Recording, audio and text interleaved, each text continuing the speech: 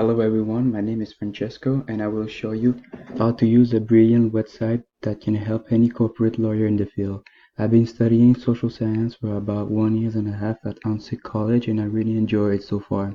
Indeed, my goal in this program is to obtain my college degree to apply in law at University of McGill or UCAM to become a corporate lawyer.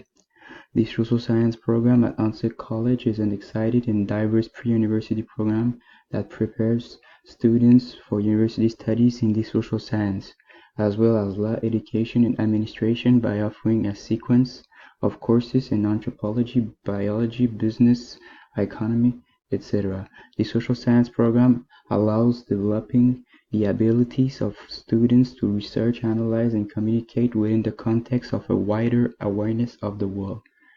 A corporate lawyer is basically someone who's an expert in corporate law. They are tasked with answering a company transaction comply with corporate law and regulations. They may work at a law firm or as a part of a company legal team.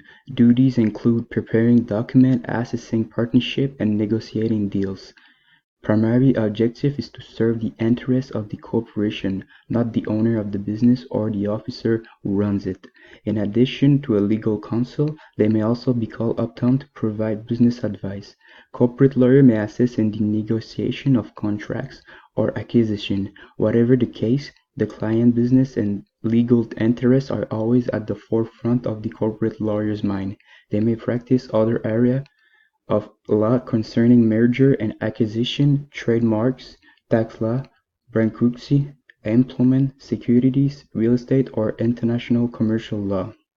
So the website I'm about to show you right now is essential for a corporate lawyer because the work of a corporate lawyer could involve work such as finding proof of certain statements made in prospectus or researching a past company filing and disclosure documents. Furthermore, on the top of the screen, I'm gonna open a new tab. I'm gonna, on the URL, on the address bar, I'm gonna write Register of Enterprise.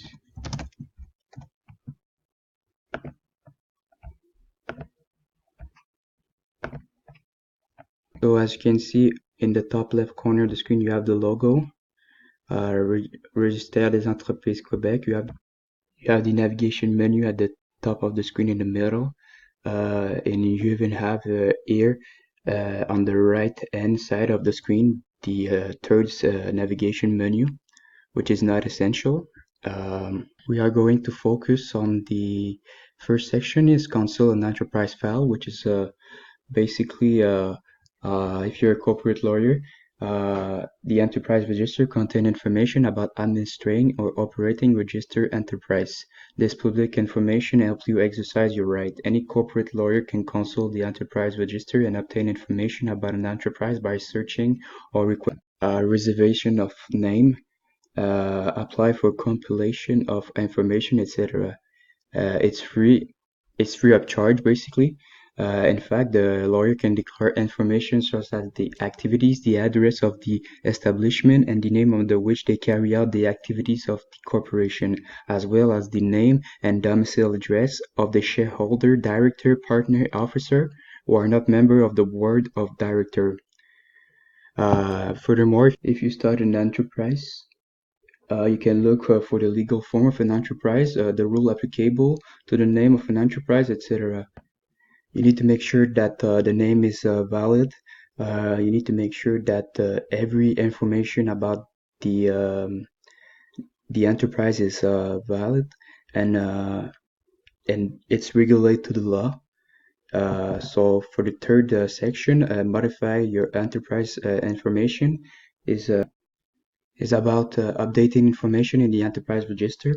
It also indicates whether an enterprise has met its obligation to file an annual updating information such as declaration, the purpose of which is to update the enterprise information or to confirm that the information in the enterprise is up to date, cancel the registration, or dissolve the enterprise.